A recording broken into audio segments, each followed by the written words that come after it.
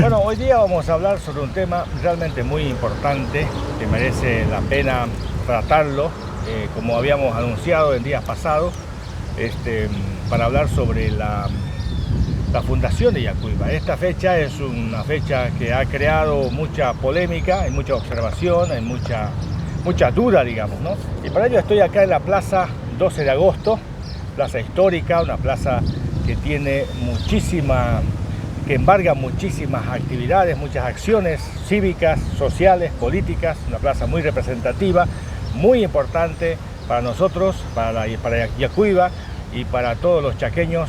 Es una plaza realmente histórica y su fecha, yo digo su nombre, refleja la fecha de fundación, de creación en todo caso, de la provincia Gran Chaco, hoy región autónoma. Me encuentro en esta plaza y estoy con José Luis Claros para hablar sobre este tema, un experto, una persona que se ha dedicado a investigar, a averiguar, tiene mucha propiedad sobre el tema. José Luis, buenos días en esta mañana tan linda, por supuesto, supuestamente feriado hoy día. Bueno, no feriado, sino hay una especie de regocijo, porque legalmente no es feriado, las actividades son normales, o cuasi normales. Algunas instituciones han suspendido sus actividades porque supuestamente ayer ha sido la fundación de Yacuiba.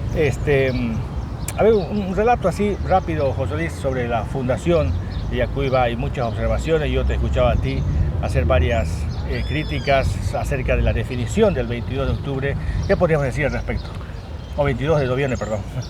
Bueno, muchas gracias Esteban y saludo a tu audiencia que nos está mirando por este espacio a través de las redes sociales, ¿no? Para empezar, es muy importante definir de que sí, la ciudad de Yacuiba debe y necesita tener una fecha de fundación, ¿no? Quizás ese necesita tener una fecha de fundación fue el criterio político que primó al momento de definir o decidir. ¿Y por qué es importante la fecha? Porque nos da identidad también, contribuye a nuestra formación identitaria, ¿no? Pero quizás también el gran problema no todas aquí... las ciudades tienen fecha de fundación, ¿no? Sí, existen ciudades que pueden no tener esta fecha de fundación. Sin embargo, eso no nos quita tampoco identidad, que es lo que es importante, ¿no? El problema aquí radica en que nunca se lo ha tomado muy en serio el asunto, ¿no? Si se lo hubiese tomado muy en serio el asunto, se había profundizado en la investigación, ¿ya?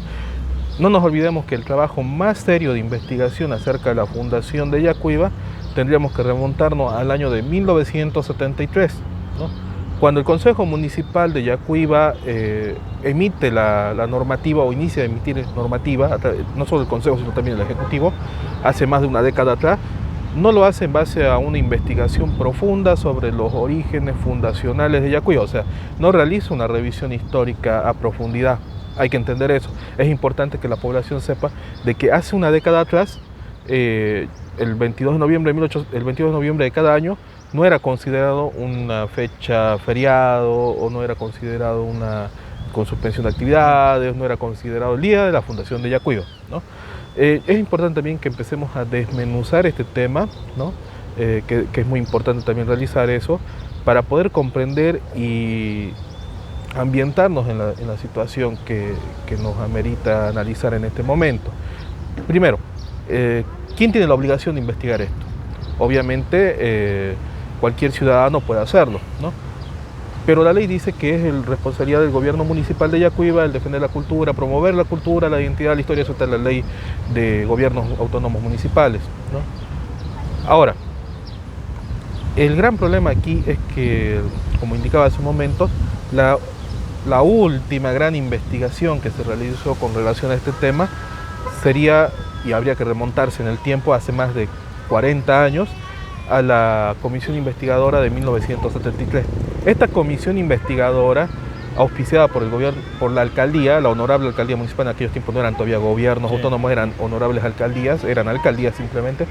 La alcaldía municipal, con el alcalde Ciro Sosa, ¿no?, decide investigar sobre este tema de la cuestión de la fecha exacta de fundación de Yacuiba. Conforma una comisión y esta comisión, integrada por el doctor Ariel Bejarano, ¿no?, el profesor Raúl Antelo Bolívar, profesor José Centeno Bilbao y el señor Juan Castillo Ruiz, inician un trabajo de investigación, ¿no? Inician un trabajo de investigación, pero hay que entender que en 1973, esta comisión investigadora no investiga un año, 12 meses, El mismo informe de la comisión investigadora revela que estuvieron trabajando en esta investigación durante un lapso de 7 semanas, ¿no? Y hay que comprender que 7 semanas no es tampoco un tiempo muy amplio para poder llegar a una conclusión. Pero hay que entender también que en 1973 los recursos del gobierno municipal eran muy escasos, muy limitados, ¿no? Ahora, hay que comprender también de que si bien cualquier persona podía realizar esta investigación, la cuestión de fondo aquí es cómo se la financia, ¿no? Porque estamos hablando de trasladarse a Sucre, trasladarse al Archivo Histórico Nacional, trasladarse a la ciudad de La Paz, trasladarse a otras ciudades del departamento, incluso del exterior, trasladarse a Salta y otros lugares, para poder investigar. Es más, incluso hay que trasladarse hasta Montevideo, Uruguay. ¿Por qué Montevideo, Uruguay? Y voy a llegar a este punto también dentro de un momento. Ahora bien, esta comisión revela que durante 7 semanas han investigado la posible fecha de fundación de Yacuiba. A la conclusión emiten un informe. Este informe se encuentra en los archivos del Consejo Municipal de Yacuiba. Existe una copia en la biblioteca, bueno, existía una copia en la Biblioteca Municipal de Yacuiba cuando existía todavía la Biblioteca Municipal. Es muy importante también hacer notar que Yacuiba es una ciudad sin biblioteca ahora, en estos momentos. Es muy triste, es muy triste. Hay más de 30 locales nocturnos, pero no hay biblioteca, ¿no? O sea, me refiero con locales nocturnos, con discotecas, bares, cantinas, solamente las conocidas, ¿no? Las conocidas. Pero no hay biblioteca, no hay una biblioteca pública, que es muy malo. Pero ahí en la biblioteca pública, cuando existía, también había una copia de este informe. También el profesor Ciro Sosa tenía una copia de este informe y también extractos de este informe se pueden encontrar, o copia facsímil se denomina, una copia facsímil que es como una fotocopia, las fotocopias de antes, ¿no? La copia de este informe se puede encontrar en el libro Fogón Criollo del profesor José Centeno Bilbao y también en la última obra que publica don Juan Castillo Ruiz, ¿no? Este informe, ¿qué nos dice? Primero nos dice, hemos pasado 7 semanas investigando, ya. Nos dice a dónde han ido a investigar. Nos dice, hemos ido al Archivo Histórico de Tarija. Bueno, no dice el Archivo Histórico de Tarija, dice la Prefectura de Tarija.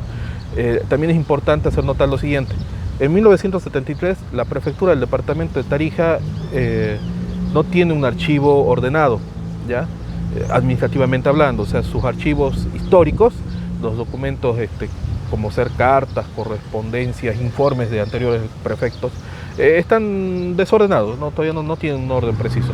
No será hasta la década del 80, o sea, 10 años después, que iniciará un trabajo de ordenamiento de estos informes, de estos archivos, se los empezará a clasificar, y fruto de todo este trabajo, que no solo lo realiza la prefectura, lo realiza también la Universidad Juan Miser, o sea, con el apoyo de la Universidad Juan Miser Saracho, que es la universidad pública del departamento, con el apoyo de la Universidad Autónoma de Buenos Aires a través de una investigadora que llega hasta la ciudad de Tarija para poder colaborar en el ordenamiento del archivo histórico, ¿no? Y fruto de este trabajo surge un compendio de tomos denominado el Corpus Documental, ¿no? El Corpus Documental es muy importante para comprender la historia de Tarija del siglo XIX, ¿no? Porque nos permite tener acceso a transcripciones paleográficas que vienen a ser la transcripción literal de las palabras tal como están escritas, en la intencionalidad de aquellos que lo han escrito, ¿no? O sea, ya sea autoridades, personalidades, etc. Y este corpus documental, ¿no? Que son varios tomos, en uno de ellos se aboca a lo que es la década del 40 del siglo XIX, ¿no? Y en la década del 40 del siglo XIX es cuando podemos situar el momento fundacional de Yacuiba, o sea, ya lo estamos situando en una década, ¿no? Hace un momento mencionaba, por ejemplo, el tema de, incluso habría que ir hasta Montevideo, Uruguay, para investigar un poco sobre la historia de Yacuiba. ¿Por qué? Resulta de que a la persona a la que le atribuimos el hecho fundacional, la fundación de Yacuiba, es al coronel Manuel Rodríguez Magariño, ¿no? En este caso, el general Manuel Rodríguez Magariño, en aquel momento era coronel, todavía no era general. En 1841, el coronel Manuel Rodríguez Magariño participa de la batalla de Ingavi, que se produce el 18 de noviembre de 1841. Estamos hablando de 4 días antes, menos de una semana antes del supuesto momento fundacional. Él se encuentra en la ciudad de La Paz, participa luego de la batalla de Ingavi. Luego de participar en la batalla de Ingavi, recibe la orden del presidente de la República, el general José Manuel Vallivian, recibe la orden del presidente Vallivian de iniciar una incursión en territorio peruano, o sea, de continuar la persecución del ejército peruano derrotado. El ejército peruano había invadido Bolivia en 1841, Bolivia está a punto de desaparecer, también es importante situarnos en ese escenario. Bolivia está a punto de desaparecer, el ejército peruano ha decidido no solamente invadir el territorio por una cuestión de represalia, sino también por una cuestión de directamente hacer desaparecer a la República de Bolivia, porque la considera parte de su territorio. Y el general Gamarra, que era el presidente del Perú en aquel momento, decide invadir el territorio. Se produce la batalla de Ingavi del 18 de noviembre del 41. En esta batalla, en la lista de los oficiales de acuerdo al parte de la batalla, porque toda batalla genera también documentos administrativos, militares, etc. La República de Bolivia elabora una lista de generales de oficialidad, ¿no? Generales, coroneles, capitanes, soldados, incluso tropas, que recibirán medallas y reconocimientos por su valor en la batalla, ¿no? En este listado está el coronel Manuel Rodríguez Magariño, ¿no? Lo cual es la prueba más irrefutable de que Manuel Rodríguez Magariño estaba en ese lugar, ¿no? Posteriormente también están las instrucciones que recibe y que forman también parte de ciertos legajos administrativos de que debe incursionar en el territorio peruano, y en diciembre de 1841 ingresa en la ciudad de Tacna, ¿no? Ingresa en el pueblo de Tacna, ocupando militarmente la ciudad de Tacna hasta enero de 1842. ¿Qué quiere decir eso? De que en algún momento de la mañana del 22 de noviembre de 1841, para las autoridades de Yacuiba, de ahora, de este tiempo, de este momento, porque lo dicen cuando dan sus discursos, Manuel Rodríguez Magariño está en Yacuiba y está fundando Yacuiba, o sea, está aquí en cuerpo y en espíritu y en todo lo que se quiera, fundando Yacuiba. Pero los documentos históricos, la documentación a la que se puede y se debe consultar para realizar una afirmación de tal tipo, o sea, decir fulano de tal o tal persona llegó a tal lugar, esa documentación nos revela de que Manuel Rodríguez Magariño se encontraba a más de 2.000 kilómetros de distancia. Claro. Entonces aquí hay el primer gran error histórico, ¿no? No puede haber una persona que esté en dos lugares al mismo tiempo. Ahora bien, en algún momento he escuchado decir a algunas personas, pero puede haber mandado una carta y haber incluido la fundación. Bueno, estos no son actos que realice un coronel del ejército, ¿no? Un subordinado. Un subordinado. Podría haberlo hecho el presidente de la República, no un coronel del ejército. Ahora, la siguiente cuestión, o el siguiente gran error histórico, la documentación normativa que ha sido emitida desde hace una década, porque no solamente son las ordenanzas municipales 063/2009 y la 2010, perdón, la 063 y la 069/2010, ¿no? Sino que también hay otros documentos, se emiten después leyes, se emiten autos de buen gobierno, se emite una serie de documentos para fortalecer la teoría de que el 22 de noviembre de 1841 se funda la ciudad de Yacuiba. Y también empieza a erogarse recursos públicos. Y aquí está el gran problema. La erogación de recursos públicos implica un despilfarro cuando estos recursos públicos no están contribuyendo al fortalecimiento de la identidad cultural y más por el contrario están promoviendo una mentira. Un erróneo, ¿no? Un error histórico. Pero ahora, materialmente entonces, o físicamente, es imposible que se haya trasladado, tomando en cuenta el contexto, ¿no? Porque en ese momento no había avión, ¿no? No existía avión. Ahora. No existía avión. Es decir, además los caminos eran demasiado escabrosos para traslados, digamos, ¿no? Entonces, solamente por citarte un ejemplo, el camino para llegar desde la ciudad de Tarija, la villa de Tarija en aquel momento, la capital del departamento, hasta el Chaco, demoraba entre 3 a 4 semanas. Claro. No, o sea, estamos hablando de un mes de viaje desde Tarija hasta el Chaco. O sea, es difícil, ¿no? De La Paz hasta aquí. Estamos hablando posiblemente de unos 2 meses o 3 meses de viaje aproximadamente, ¿no? ¿Y por qué se produce esto? Porque en aquel momento histórico, estamos hablando de 1841, los caminos seguían siendo caminos de herradura, ¿no? No nos olvidemos que Ballivián, ¿ya? Viene a estar entre los primeros 10 presidentes de Bolivia, estamos hablando de la segunda década de vida independiente de Bolivia, y también estamos hablando de que otro país está queriendo comerse Bolivia, o sea, está queriendo hacer desaparecer a Bolivia. Y en ese espacio de tiempo estamos hablando de casi menos de 20 años, porque desde 1825 hasta 1841 no han transcurrido todavía 20 años, ¿no? No han transcurrido todavía los primeros 20 años de vida independiente, no han habido planes profundos de construir estructura caminera en el país, ¿no? Estos planes profundos de construcción caminera recién empezarán con Linares, estamos hablando de varios años después, en la década del 50, ¿no? Y en ese sentido, en 1841 la vinculación caminera sigue siendo la vinculación caminera pre-republicana, o sea, la construida durante la etapa colonial, ¿no? Y esta vinculación caminera no tenía por interés la vinculación de los centros urbanos, de las grandes capitales, hablamos de La Paz, hablamos de Cochabamba, hablamos de Potosí, con el interior profundo del país, porque no eran territorios que hayan sido ya colonizados, ¿no? No nos olvidemos que esta región del país, el Chaco tarijeño actualmente, era conocido en aquellos tiempos como la frontera de Tarija, o sea, los territorios más lejanos, inexpugnables, distantes de la capital, ¿no? Ahora, ¿qué es lo que pasa en todo esto? Ahora, pero sí vino, Manuel Rodríguez vino a Caiza, sí. Claro, ahora hay que analizar el segundo gran error histórico, que es el Decreto Supremo del 22 de noviembre de 1841. La fundamentación para llegar a ese, o el sustento, ¿no? El sustento que esgrimen, porque lo mencionan también mucho cuando dan los discursos las autoridades, el sustento del discurso político que da lugar a que se diga el 22 de noviembre de 1841 se funda Yacuiba, es un decreto supremo, el decreto supremo de 22 de noviembre de 1841. ¿Qué dice ese decreto supremo? El decreto es fácilmente descargable, se encuentra en la página web de la Gaceta Oficial de Bolivia, quienes lo deseen descargar. Hay copia facsímil de él también en varios archivos, en el Archivo Histórico de Tarija.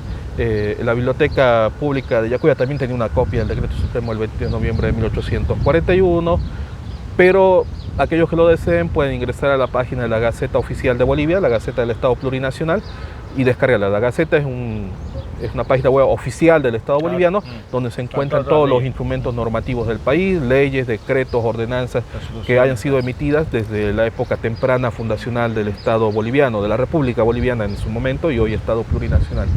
Bueno, el Decreto Supremo del 22 de noviembre de 1841 dice se poblarán los territorios alejados del espacio territorial, etcétera, etcétera, etcétera. Te da unas pautas, ¿no?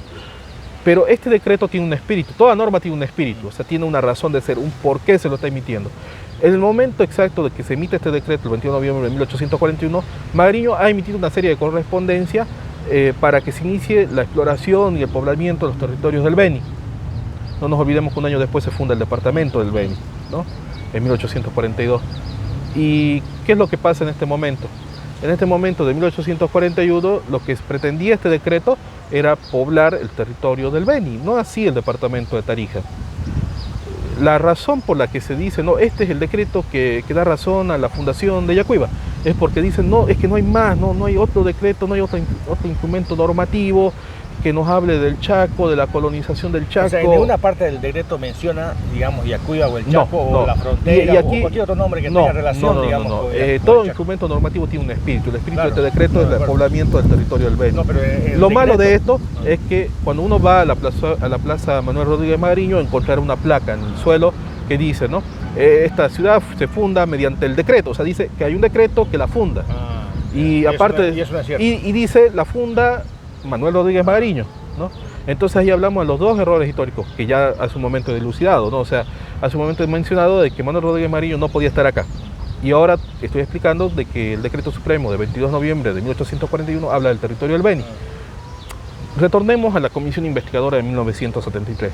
Esta comisión investigadora durante este escaso margen de tiempo investiga, realiza un proceso de recopilación de información con los escasos medios económicos de los que dispone. Estamos hablando de la década del 70, la honorable alcaldía municipal de Yacuiba en aquellos tiempos no tenía muchos ingresos, la municipalidad de Yacuiba, no nos olvidemos que el sistema político de aquel momento obligaba a que los impuestos que se cobraban en Yacuiba no se queden en Yacuiba, sino que tengan un largo viaje hasta la capital del departamento, de ahí hasta la capital del estado o de la república, en aquel momento todavía La Paz. No nos olvidemos de que las municipalidades recién van a tener una cierta autonomía económica, administrativa, recién con la ley de participación popular. Y estamos hablando de que faltan todavía, desde el 73 a 1995, cuando se promulga la ley, hay un largo todavía compás de espera. Y en aquel momento, cuando esta comisión realiza esta investigación, muchos de los archivos pues, se encontraban desordenados. No es que no existían, no es que estaban escondidos, estaban desordenados. Y a veces en un desorden se puede investigar, pero en el desorden implica más tiempo, claro. Y el tiempo era lo que esta comisión no disponía por la escasez de recursos para poder desarrollar sus actividades. Y no era esta escasez de recursos porque no haya la voluntad, más bien existía la voluntad política de financiar la investigación. El problema era de que no existía tampoco las fuentes necesarias para financiar este proyecto, ¿no? Ahora, una vez que se produce esta cuestión, incluso por boca misma de los que participaron de esta comisión, gran parte de los gastos que ellos erogan sale de sus mismos bolsillos, ¿no? O sea, porque tampoco podían disponer de un gran presupuesto, reitero, ¿no? Lamentablemente varios de los integrantes de esta comisión han fallecido. Sin embargo, el año 2012, con el motivo de la conmemoración del 39 aniversario de la conformación de la comisión del 73, hemos producido, mi persona ha dirigido esta producción, un microdocumental donde recopilamos el testimonio de los que todavía estaban vivos en este momento, de los cuales la única persona que no se encontraba con vida era el profesor Raúl Antelo Bolívar, ¿no? Sin embargo, el doctor Ariel Bejarano da su versión de los hechos, el profesor Ciro Sosa da su versión de los hechos, el señor Juan Castillo Ruiz da su versión de los hechos, ¿no? Su testimonio 39 años después, que es un compás de tiempo el suficiente como para que uno lo vea, lo analice de una manera distinta. ¿Y qué dicen ellos ahí? Ese documental está en el YouTube, ¿no? Sí, justamente hay un documental, este documental que te menciono, se puede encontrar en YouTube, solamente tienen que buscarlo, se llama La Fundación de Yacuiba, es la primera parte del documental. Lamentablemente no se pudo producir la segunda parte, que es donde ya estamos profundizando en estos temas.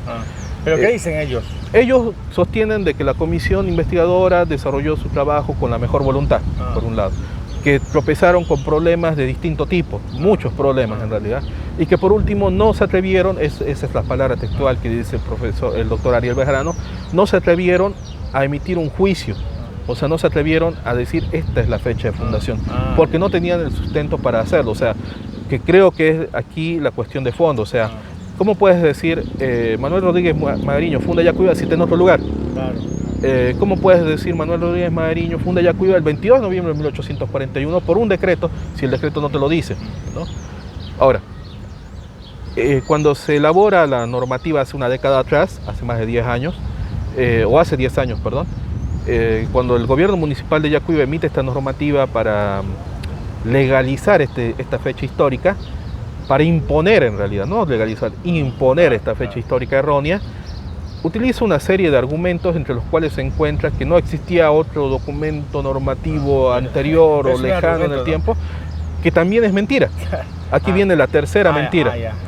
En 1843, Manuel Rodríguez Magariño deja de ser prefecto del departamento y en 1844 se emite un decreto supremo que sí dice, se poblarán los territorios lejanos del departamento de Tarija y se repartirá entre la tropa que se encuentre licenciada en la zona.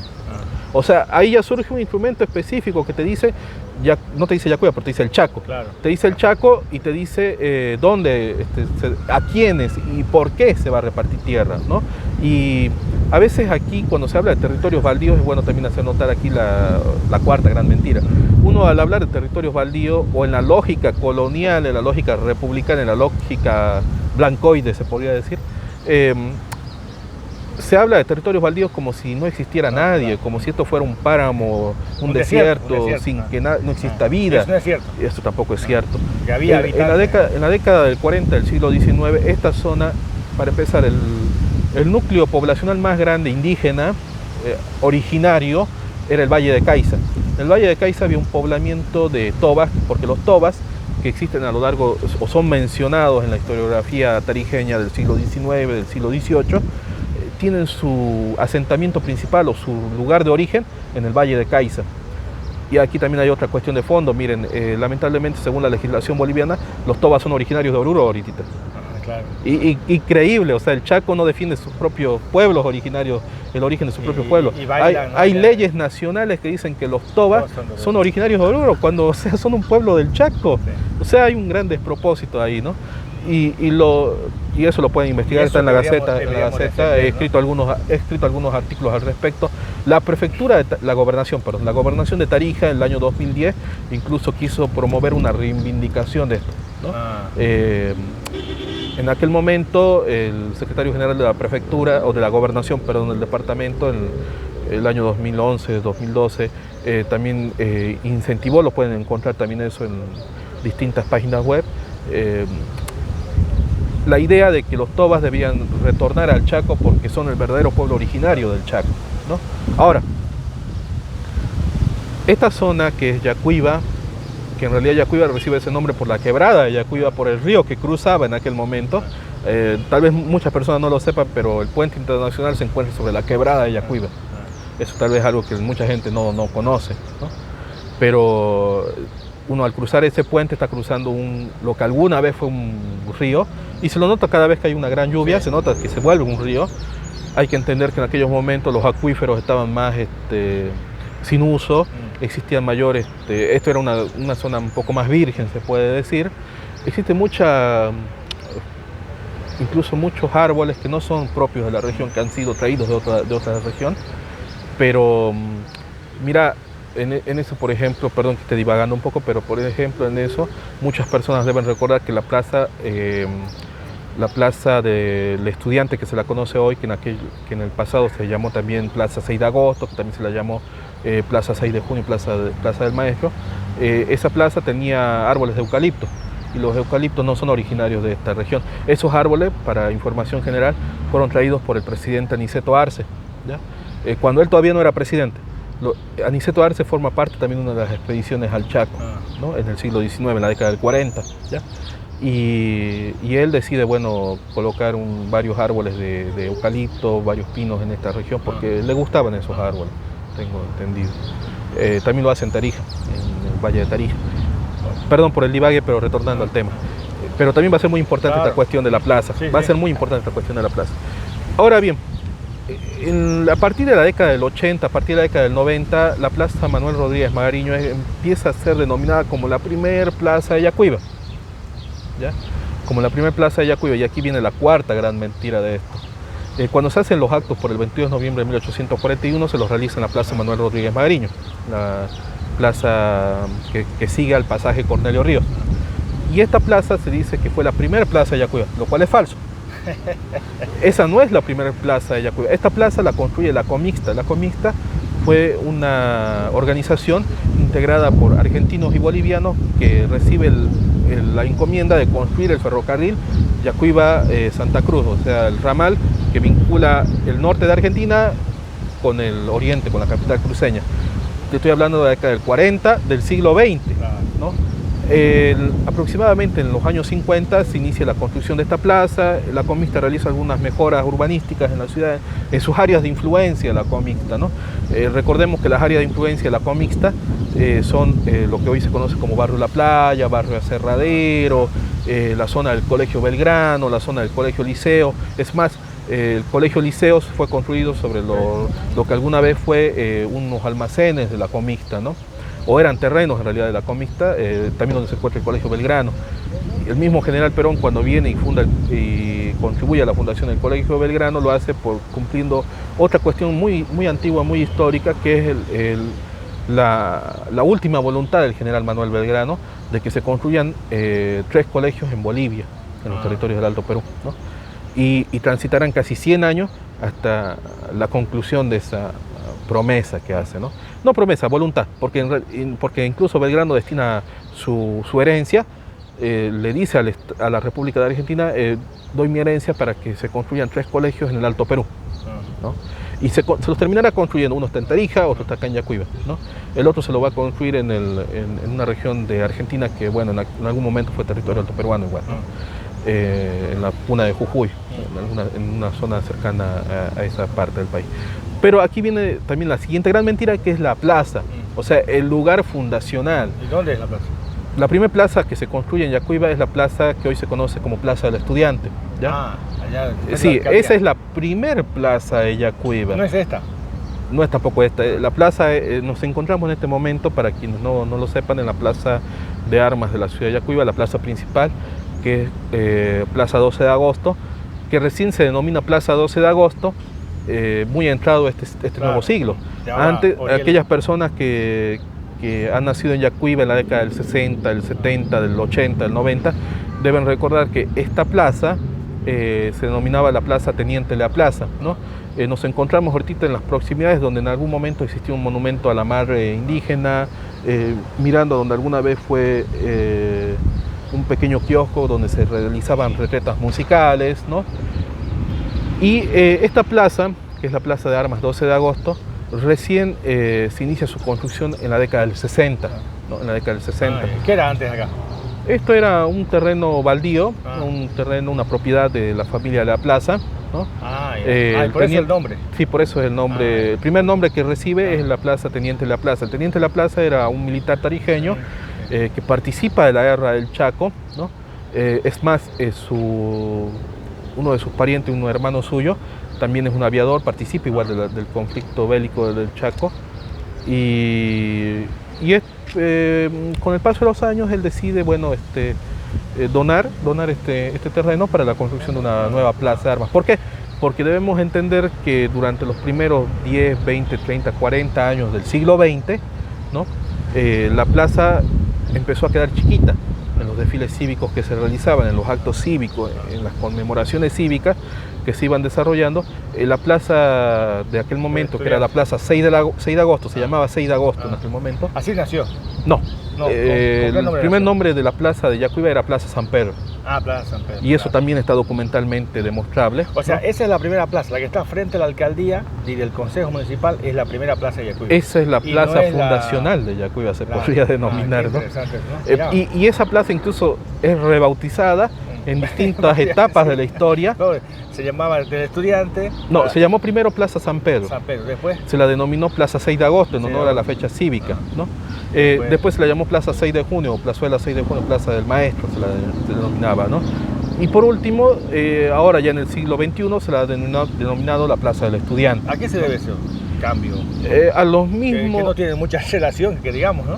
Sí la tiene. Cuando uno analiza la historia, sí la tiene. Resulta de que cuando uno profundiza en la historia, empieza a encontrar el origen de muchas cosas. El origen de nombre, el origen de lugares, la razón de ser de ciertas cosas. En este sentido, la primera plaza de armas que viene a ser la Plaza 6 de agosto, hasta antes de que se procediera a su destrucción para construir la nueva plaza, tenía un mástil, tenía un pequeño obelisco, se podría llamar obelisco, ¿no? Una efigie en el centro, que explicaba que esa plaza había sido denominada como Plaza 6 de agosto en conmemoración al aniversario de la fundación de la República de Bolivia, ¿no? Porque toda plaza tiene el nombre de en la lógica republicana o en la lógica boliviana, en la lógica criolla, cuando se creó todo pueblo, si usted va a Santa Cruz, la Plaza de Armas tiene nombre 24 de septiembre, que es el aniversario cívico del departamento. Uno va a Tarija, la principal plaza tiene 15 de abril, que es el aniversario de la...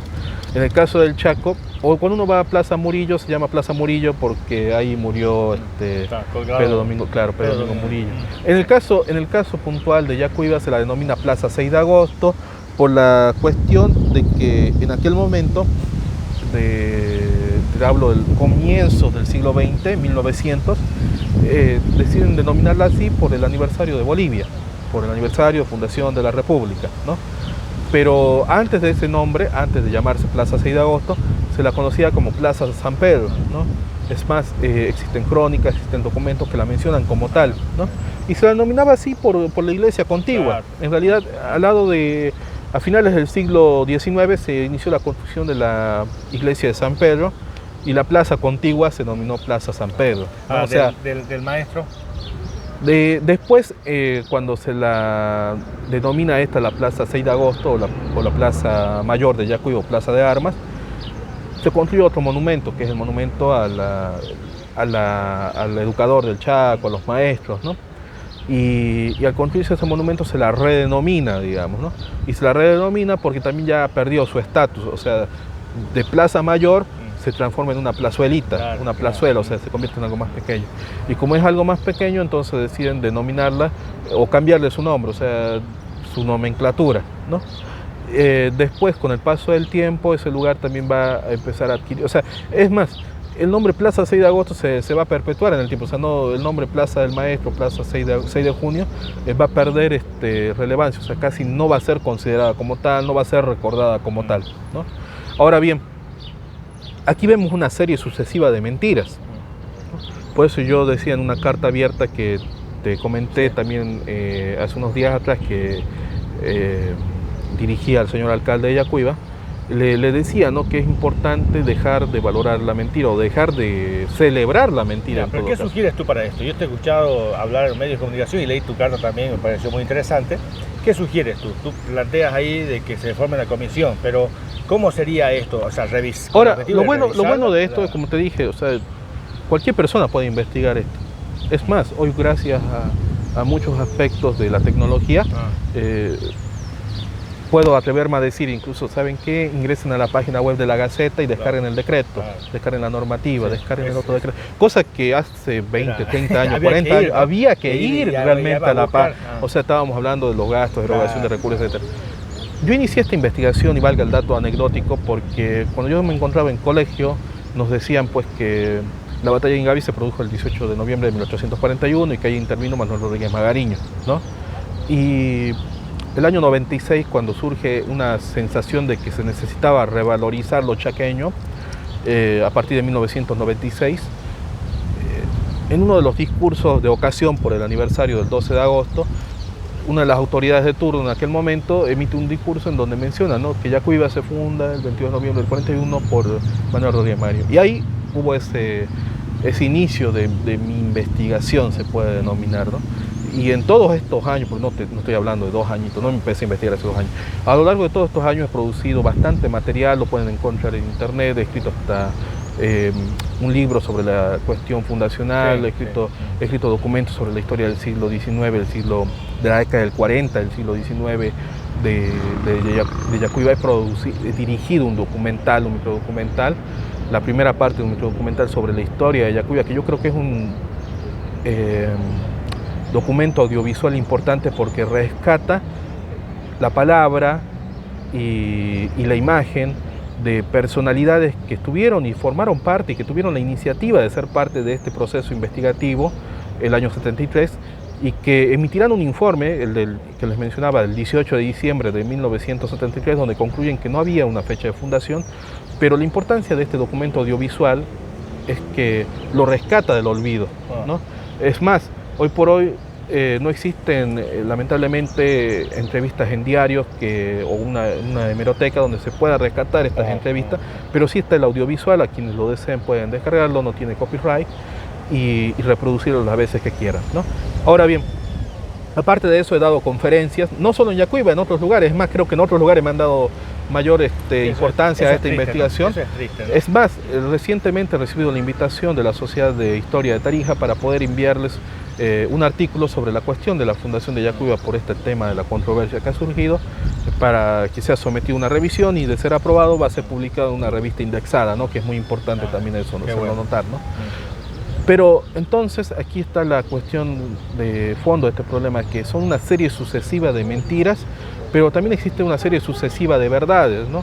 Yo al comienzo de todo esto mencionaba el tema de Uruguay, Montevideo. ¿Por qué? Manuel Rodríguez Magariño, para empezar, no es boliviano, él es uruguayo, ¿ya? Es más, ni siquiera era blanco, mulato. Era mulato. Y resulta que él nace en Montevideo, Uruguay, forma parte del ejército sanmartiniano en su momento, luego conoce al mariscal Andrés de Santa Cruz, formará parte de la gran logia del lago Titicaca, una logia que se forma en el lago Titicaca junto con el mariscal Andrés de Santa Cruz en el siglo XIX y que tendrá gran influencia en las primeras décadas la primera década de la fundación de la historia fundacional de la República Boliviana. Y debemos colocarnos también en el contexto, ¿no?, del siglo XIX. Habían muchos latinoamericanistas, se podría decir, gente de Uruguay, de Perú, de Colombia, que se encontraban en Bolivia, habían bolivianos en Colombia, habían peruanos en Argentina, claro, o sea, estamos hablando del momento fundacional, o sea, las fronteras ni siquiera estaban del todo definidas, ¿no?, en aquel momento. Y ahora bien, resulta de que sería bueno incluso hasta indagar en la historia de la biografía de este personaje, de Manuel Rodríguez Magariño, porque si bien él sí llega al Chaco, llegará al Chaco en 1842, un año después del supuesto año fundacional, pero recién llegará a esta zona específica del país, a la región del sur del Chaco, sudeste del Chaco, en 1843, o sea, 2 años después, ¿no? Ahora, en base a mi investigación histórica, he podido situar un aproximado a la fecha de fundación de Yacuiba, que estaría en abril de 1844. ¿Por qué abril de 1844? Debemos recordar que sobre la base de una hipótesis también, ¿no?, de que toda iglesia, fundación, todo inicio de una villa, pueblo, se inicia en base a ciertos edificios, ¿no? El cabildo o el lugar donde van a estar las autoridades, la casa comunal, el municipio, la junta, la alcaldía, la iglesia, el lugar donde van a estar el poder religioso, ¿no? Que en ese momento era muy importante. Que era muy importante. La colonia era sumamente importante. Un poder dual. Y lo seguirá siendo en la etapa republicana. Claro, sí. Posteriormente sí. Y entonces resulta de que la primera iglesia de Yacuiba en realidad tiene por fecha de fundación el tema de, tiene por fecha de fundacional el mes de abril de 1844, ¿no? ¿Hay un día, no?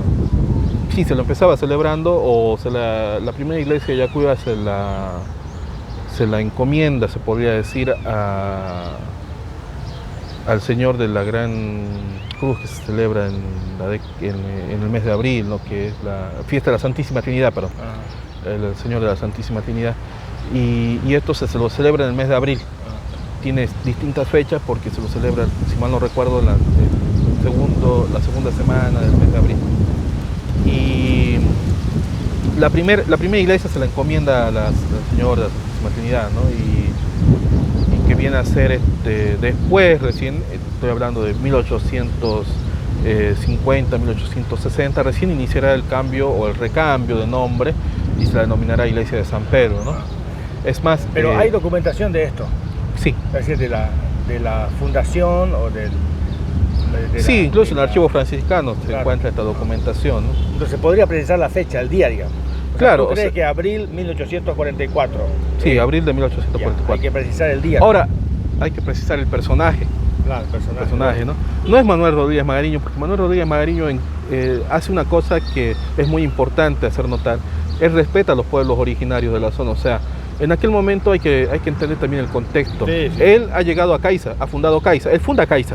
Él funda Caiza en julio de 1842, pero funda Caiza sobre la base de... Ahí sí viene él físicamente. Él viene físicamente y la funda físicamente y la funda documentalmente, ¿no?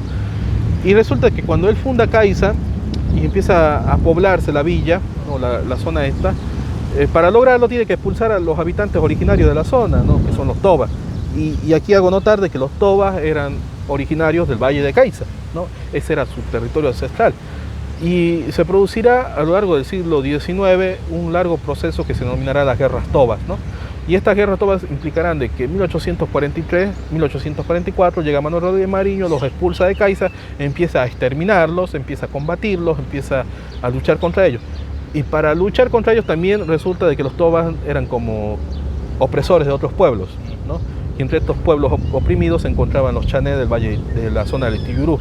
Uno cruza la quebrada de Yacuiba, sigue avanzando hacia el sur, sale de Salvador Maza y se va a encontrar con el río del Tiyurú, ¿no? Con la zona del Tiyurú. Ahí había un asentamiento chané muy grande, muy importante, y resulta que en el siglo XIX, lo que hoy se conoce como Yacuiba, era un cementerio del pueblo chané. Un lugar sagrado. La iglesia de Yacuiba, la iglesia de San Pedro, se funda sobre los restos de un cementerio chané. ¿Ya? ¿Por qué? Porque se necesitaba sepultar las creencias de los antiguos pueblos, ¿no? En la cultura chané, los cementerios o sus límites, sus zonas más lejanas, eran habitadas por sus espíritus, sus almas, sus guías, ¿no? Y por eso que se han encontrado varias... ¿no? Sí, varias tinajas fúnebres. A lo largo del siglo XX y entrado del siglo XXI. Libertadores, por ejemplo. Exacto, a lo largo del siglo XX, a lo largo del siglo XXI, en el casco central de Yacuiba se encontraron distintas urnas fúnebres, muchas urnas fúnebres. En la década del 90, cuando EMAPIC inició la expansión de sus zonas de influencia, de alcantarillado, de agua potable, hacia el norte de Yacuiba, continuaron encontrando cualquier cantidad de restos fúnebres, ¿no? O sea, Yacuiba era un cementerio. Yacuiba era un cementerio. Era un lugar sagrado. Y era un lugar sagrado. Era un lugar sagrado. Y resulta de que los chanés del siglo XIX saben o conocen o llegan a tener conocimiento que 10 años antes, de 1843, casi 10 años antes, no 10 años, casi 10 años antes, los habitantes originarios de Itao, los indígenas de Itao, prestarán su servicio al ejército republicano. Es más, los indígenas de Itao llegarán a pelear en Lima. O sea, habitantes de Itao pueblos originarios de Itao, llegaron a combatir en el ejército de la Confederación, en el ejército boliviano. En aquel momento hay que recordar que Bolivia se unió a Perú también en algún instante y llegaron a formar una confederación, un solo país, con el mariscal Andrés de Santa Cruz como protector. Y en eso era como, hay que imaginar que como Napoleón necesitaba muchos soldados y decide aceptar a los indígenas como parte de su ejército, y entre esos indígenas decide aceptar a los indígenas de Itao. A cambio de su servicio, los indígenas de Itao, en las guerras de la Confederación, porque llegan incluso a estar en Lima, existen reportes de la Gaceta de Lima donde se menciona que han llegado a Lima y sorprenden por su altura estos indígenas provenientes de un lugar llamado Itao, en el sur de Bolivia, ¿no? Y que pescaban en las playas de Lima, hay que imaginar las playas de Lima, pescando con sus lanzas al estilo como lo habrían hecho en las riberas del Pilcomayo, ¿no? Y entonces resulta de que el mariscal Andrés de Santa Cruz, como premio por los servicios de estos indígenas, les dice: estos son sus tierras y les doy una ley entregándoles sus tierras. Bueno, van a pasar 10 años y el boca en boca se fue expandiendo en toda la región de que los blancos o los criollos respetaban esa ley, o sea, su misma ley, dicho sea de paso, ¿no? Y que por ende ellos estaban anexándose, expropiando esos llamados territorios baldíos, pero respetaban Itao. Respetaban Itao porque el Estado les había reconocido a los indígenas por haber peleado por ellos, ¿no? Bueno, entonces el cacique Chanel Ituyurú reflexiona y toma la decisión de entrevistarse con Manuel Rodríguez Magariño en julio de 1843. Él va hasta Caiza, o sea, el cacique con su comitiva va hasta Caiza, ¿no? Y no solo él, sino que reúne otros caciques chanes de la zona, ¿no? Pero el principal era el cacique Chanel Ituyurú. Él va hasta Caiza, se entrevista con Manuel Rodríguez Magariño y le dice prácticamente, bueno, valga la modernización de lo que voy a decir, pero dice, el enemigo de mi enemigo va a ser mi amigo, o el amigo de mi enemigo, etcétera, ¿no? Supongo que se entiende, ¿no? Creo que esa es, ¿no? La palabra. El enemigo de tu enemigo es mi amigo. El enemigo de mi enemigo es mi amigo, ¿no? Y le dice, bueno, los tobas nos han oprimido durante muchos años, nos sodomizan, nos canibalizan, nos explotan, nos tienen como sus esclavos. Y han aparecido ustedes y estamos dispuestos a apoyarles a ustedes en conquistarlos, expulsarlos, exterminarlos. Les vamos a dar a todos nuestros hombres, a toda nuestra gente. A cambio, ¿qué queremos? Nuestra tierra. Se respeta nuestra tierra. Bueno, Manuel Rodríguez Magariño entonces emite una serie de documentos normativos, una serie de ordenanzas, porque es el prefecto, es el comandante general del departamento. En aquel tiempo el prefecto tenía mucho peso.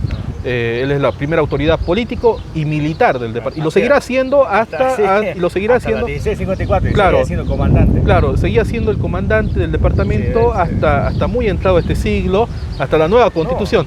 Hasta la nueva constitución, hasta el año 2009. Debemos recordar que los policías y el ejército se cuadraban ante el prefecto, ¿no? El prefecto tenía orden de ser la primera autoridad, pues estaba el presidente de la República allá en La Paz, pero acá en los departamentos era el prefecto el que podía dar órdenes a la policía, incluso hasta el ejército recibía órdenes en algún momento del presidente, ¿no? Le hablo en el siglo XIX, ¿no? El caso es que entonces Manuel Rodríguez Magariño, como prefecto y comandante general del departamento, emite esta normativa, decide apoyar a estos indígenas y se los lleva a la guerra, ¿no? O sea, y tenemos que imaginar que estos indígenas no estaban como el apoyo logístico, ¿no? No eran secretarios en su destacamento, eran la carne de cañón, iban a ser los que iban a morir primero, ¿no? Detrás de él iban a estar el ejército boliviano con sus cañones, su infantería, sus caballos y todo. Y delante los chanés, ¿no? Inicia la guerra toba, pero resulta que acá en Yacuiba, en el sur, en Caiza en realidad, se queda un coronel, un capitán del ejército, un coronel, un capitán que era el capitán Cornelio Ríos, ¿no? Y también se queda otro que era el capitán Martín Barroso. El capitán Martín Barroso se queda ahí y otra serie de personalidades, ¿no? Y entre todas estas personalidades, en algún momento determinado, en 1844, se producirá de que una vez que el prefecto del departamento se haya ido, ¿no? Porque al final se va, o sea, se tiene que ir del Chaco por diversas razones. O sea, recordemos que también en la lógica republicana de aquel momento existían muchos, como ahora, digamos, la política criolla, existían muchos problemas, ¿no? Y para concluir toda esta lógica es que en aquel momento empiezan a hablar mal para él, empiezan a decir que él ha despilfarrado recursos, que ha malgastado el erario público, y surgen sendos artículos en periódicos donde se lo difama, se podría decir, y él decide entonces abandonar la prefectura, ir a Sucre, que era la capital, y presentarse ante el presidente, ante Vallivian, y decirle, ¿sabe qué? Eso que está diciendo la prensa es mentira. Yo en ningún momento he despilfarrado recursos, he dirigido esta expedición, he hecho lo que usted me ha ordenado, lamentablemente ha pasado esto y ha pasado esto, ¿no? Y así sucesivamente él desarrolla una profunda exploración en la región, se podría decir, pero no funda Yacuiba. No funda Yacuiba, no se produce esa fundación en 1841, por eso digo para concluir, y es muy importante por eso de que analicemos esta cuestión de fondo y lleguemos a esa conclusión en la cual lamentablemente de un tiempo a esta parte las autoridades por una cuestión política han querido imponer esta fecha y lo están haciendo y están usando recursos públicos para hacerlo. Y eso es lo lamentable. Y eso es lo lamentable porque al fin y al cabo estamos hablando de la plata de ustedes. Y ahora estamos heredando un error histórico. Digamos, estamos heredando un error histórico. Me parece pertinente. Muchas gracias. Vamos a hablar en otra oportunidad de otros temas también que me parece. Esto de los indígenas me interesa más profundizar para aprender esto, lo que ha pasado en la época republicana, el respeto o el irrespeto o el respeto que hemos tenido nosotros a sus costumbres, por ejemplo. Eso me gustaría, tú sabes mucho, has averiguado bastante. Esto de, por ejemplo, que quizás yo estoy seguro que mucha gente se ha sorprendido de que estamos sobre un cementerio en este momento. Sí, hay un artículo que he escrito al respecto, con bastante bibliografía, con bastante fuente documental, que respalda esta hipótesis. No es una hipótesis, es un hecho. Claro. Es un hecho. No, además es un hay hecho. pruebas de eso, ¿no? Es un hecho, existen las pruebas, existen los informes respectivos. Lamentablemente no conservamos en Yacuiba un museo, haría falta un museo. Es más, esto sonará medio chocante quizás para algunos, pero en Copenhague, en Europa, hay un museo con restos de cerámica yacuibeña, con urnas fúnebres yacuibeñas que son llevadas por Erland Nordenskjöld en una expedición que realiza a esta región. Es más, cuando Erland Nordenskjöld llega a esta región del país, ¿no?, y realiza su investigación antropológica, sociológica sobre los habitantes de la región, los habitantes originarios del Chaco, conoce al descendiente del cacique Chané del Itibirú, que en aquel momento, 1919, comienzos de la década del 20, continuaba el litigio contra el Estado de Bolivia, contra la República, porque como te mencioné, en el siglo XIX el prefecto le entregó papeles a su tribu diciéndole Yacuiba es de ustedes, ¿no? Y entonces este cacique Chané continuaba peleando con esos papeles. Es como, valga la comparación, pero se parece mucho al problema de los caciques apoderados en la zona del altiplano, que los caciques apoderados peregrinaban entre la presidencia de Bolivia, entre el edificio de la presidencia de Bolivia en aquel momento que estaba en Sucre, peregrinaban con el Palacio de Justicia, peregrinaban por todos estos edificios, vestidos así con su usanza de la época, con los títulos coloniales, ¿no? O sea, ¿por qué? Porque los habían conservado, y decían, aquí está el título de la colonia donde se nos entrega estos territorios, ¿no? Pero que en el siglo XIX, durante la presidencia de Melgarejo, se los habían quitado esos territorios, diciendo, estos son territorios baldíos, no son de nadie, no hay ningún documento que demuestre que esta tierra le pertenece a alguien, pero sí, ellos tenían sus títulos heredados de la colonia, ¿no? Y iban así, peregrinando, y algo parecido sucedía acá en el Chaco, con el cacique Chané del Itibirú en aquel momento, que sigue peregrinando con sus títulos de propiedad dados por Manuel Rodríguez Magariño, diciendo, este territorio es mío, es de nuestro pueblo, pero todo se queda en nada porque él lo estaba en el momento en que él queda dentro del territorio argentino. Debemos recordar que en la década del 20 se produce ya por fin la dilucidación del tema limítrofe y todo lo que quedaba al sur del desierto paralelo ya queda en territorio argentino y ahí queda también el Itibirú, ¿no? Y aquí, a partir de ese momento, él ya se vuelve un ciudadano extranjero. O sea, doble castigo. Primero es originario y aparte es extranjero, o sea, ya no tiene derecho alguno sobre el territorio de Yacuiba, a menos a reclamar, digamos, ¿no? Irónicamente, ¿no? Y la otra punta, para terminar, era de que quizás mucha gente no sabe, nos imaginamos a Manuel, como en ese tiempo no había registro fotográfico, nos imaginamos un alto, blanco, barba llena, ¿no? Como Jesucristo. Y era mulato, ¿no? Y era un mulato. Entonces eso está probado. Eso también está. Hay una biografía muy interesante sobre la vida de Manuel Rodríguez Magariño, pero que lamentablemente se trunca cuando él es prefecto de Santa Cruz. O sea, hasta ahí llega su biografía, ¿no? ¿Santa Cruz? Él llega a ser prefecto de Santa Cruz. Tarija y Santa Cruz. Él fue prefecto. O sea, resulta que él, como le mencionaba, él construye el mercado de Tarija. Ah, mira. El primer mercado de Tarija lo construye él. Él tiene una importancia interesante en la historia tarijeña porque él revaloriza la producción tarijeña. En aquel momento el contrabando estaba causando estragos en la economía tarijeña de los comerciantes tarijeños, de las familias que producían cosas en Tarija. No debemos olvidar que Tarija en aquel momento producía tabaco, producía café, había producción de sal en Tarija, y resulta de que entonces él decide, como prefecto de Tarija, extender impuestos, o sea, crear impuestos sobre todo lo que venga de afuera y darle cero impuestos a la producción local para incentivar la producción y crear una clase media acomodada en Tarija, una clase de comerciantes, ¿no? De comerciantes que comercian con la producción agrícola, ¿no? Ahora, resulta de que él, como te mencionaba hace un momento, como les mencionaba, es difamado por la prensa de la capital de Sucre, diciéndole que ha despilfarrado los recursos, etcétera, etcétera. Y él entonces al viajar allá demuestra su inocencia y Vallivian le da un premio, lo nombra prefecto de Santa Cruz, porque ha demostrado ser un buen prefecto, ha demostrado tener organización, ha demostrado tener... Es más, los primeros archivos casi administrativos son de su época. ¿Qué tal eso? Son de su época. ¿No? Pero el general Julio Díaz, ¿ya?